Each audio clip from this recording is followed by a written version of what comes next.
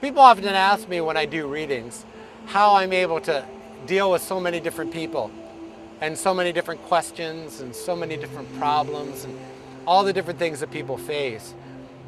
I've learned in what I'm doing to be very non-judgmental. If there's one thing I could say, it's I'm the least judgmental person probably that you'll ever meet, because everybody's got a story, including myself. And that story plays out differently for everybody.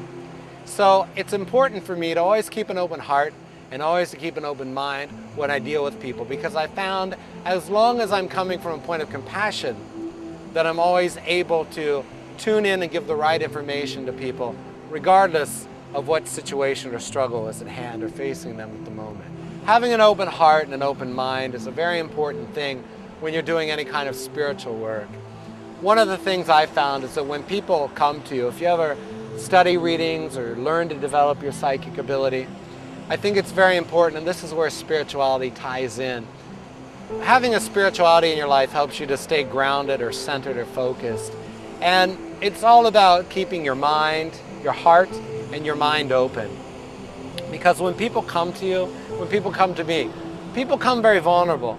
And the only way that we can give the gentlest or the kindest or the most spiritually based information is by staying spiritually grounded, by staying anchored in what our own spiritual beliefs are, and by practicing that in our lives, and at the same time, keeping an open heart and an open mind.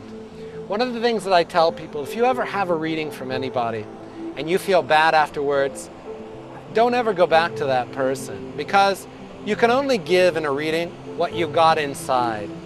If you get a reading from someone and you feel ashamed or you feel bad or you feel beaten down, and believe me, I can name an arm's length of people that are like this.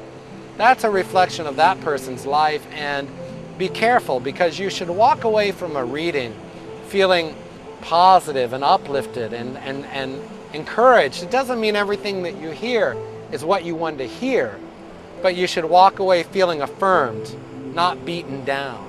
And again, like I say, I can name a list full of people that will do that for you, but be very careful. Stick with spiritually grounded people, work with spiritually grounded people, and study with spiritually grounded people, and you will continue to grow on a spiritually grounded path in your own life. And that's the most important thing of anything that I could ever stress to anyone I would ever talk to.